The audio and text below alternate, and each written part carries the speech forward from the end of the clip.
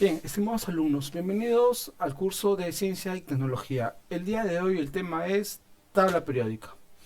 Antes de entrar a describir lo que es la tabla periódica moderna, vamos a ver un poco de historia. Esto comenzó hace mucho tiempo, en 1817, con el señor Dobereiner. Dobereiner trató de agrupar los elementos químicos conocidos hasta ese entonces en grupos de tres, que decía que los pesos atómicos de los extremos tienen que ser igual un promedio ponderado al del medio, ¿no? O sea, si tú promedias 39 más 7 entre 2, 23 aproximadamente, ¿no? Igual acá en esta segunda triada calcio y bario, yo promedio sus pesos atómicos y me va a dar aproximadamente el del estroncio, ¿de acuerdo? Pero esto hubo muchas complicaciones, así que después apareció el señor Newlands y habló de las octavas de Newlands. Ahora, acá cuando se habla de octavas, mucho cuidado, porque no es que se agrupe de 8 en 8, sino que se agrupa de 7 en 7, como está aquí, del 1 al 7, 7 filas, perdón, 7 columnas. Ahora, ¿qué es lo que sucede? Que el primer elemento con su octavo, que vendría a ser el sodio, tienen propiedades químicas similares.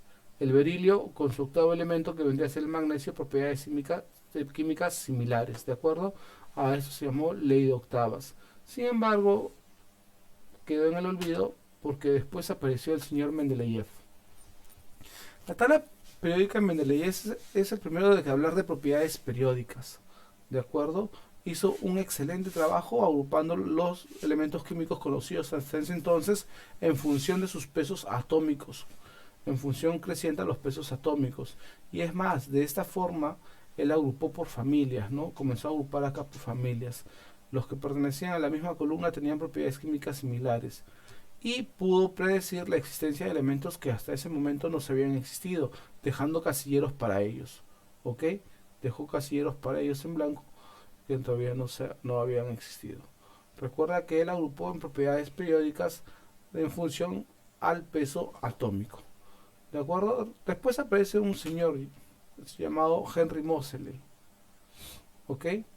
Este señor Henry Moseley encuentra una propiedad muy interesante, donde las propiedades periódicas no son en función al peso atómico como lo había expresado Dmitri Mendeleev, sino era en función al número atómico. ¿De acuerdo? Él haciendo unos experimentos con rayos X pudo determinar que la frecuencia de estos rayos X eran propiedad de quién? Del número atómico, Z. Entonces, enunció la siguiente ley periódica: si los elementos se colocan según aumenta su número atómico, se observa una variación periódica de sus propiedades físicas y químicas. Créanme que hasta este momento los científicos querían poder ordenar los elementos químicos para poder aprovechar mejor sus propiedades. ¿Ok? Entonces, con la ley de Henry Moseley, el alemán Werner elabora, basándose en la tabla de Dmitri Mendeleev, lo que es la tabla periódica actual.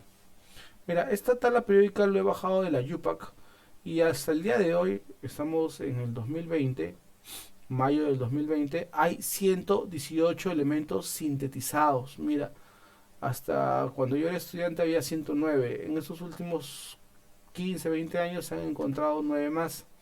¿De acuerdo? Ahora, no es que se hayan encontrado, sino que se han sintetizado.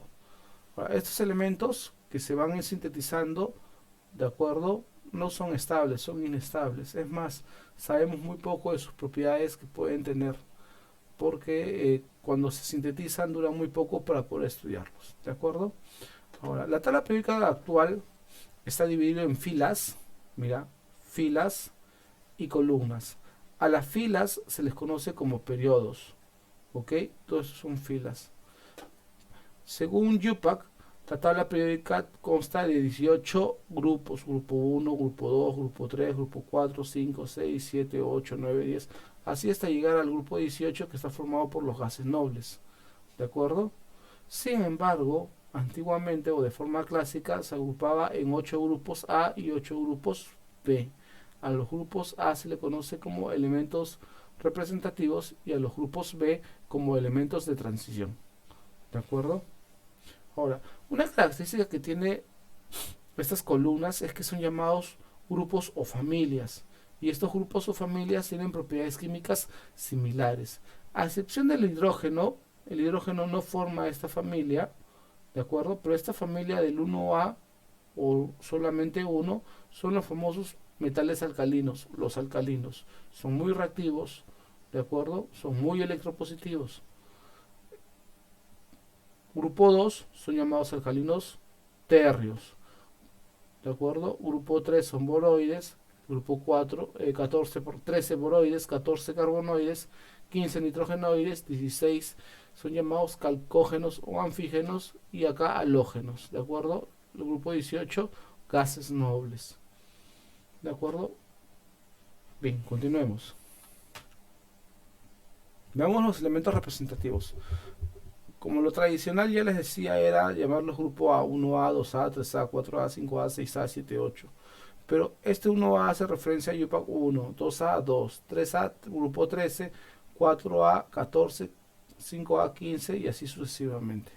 Acá está la familia de los alcalinos, alcalinos térreos, térreos boroides, carbonoides, nitrogenoides, calcógenos, anfígenos, halógenos y gases nobles. ¿De acuerdo?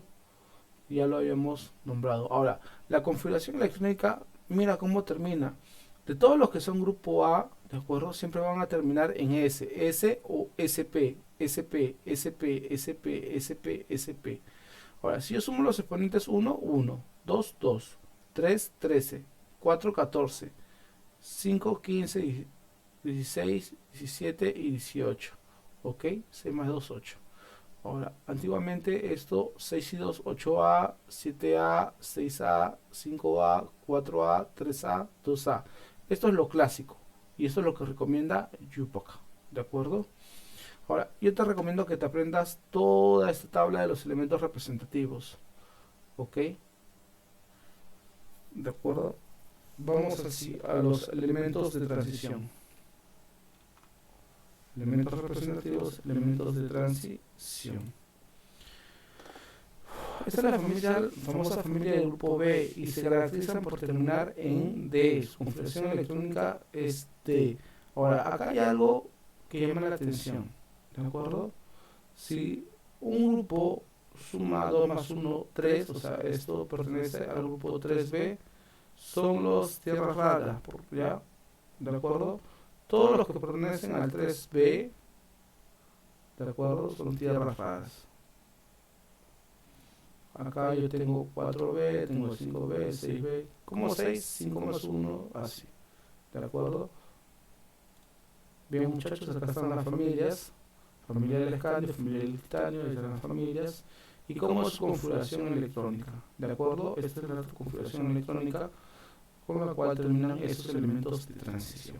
Bien, hasta ahí sería el tema del día de hoy. Tengan muy buenos días.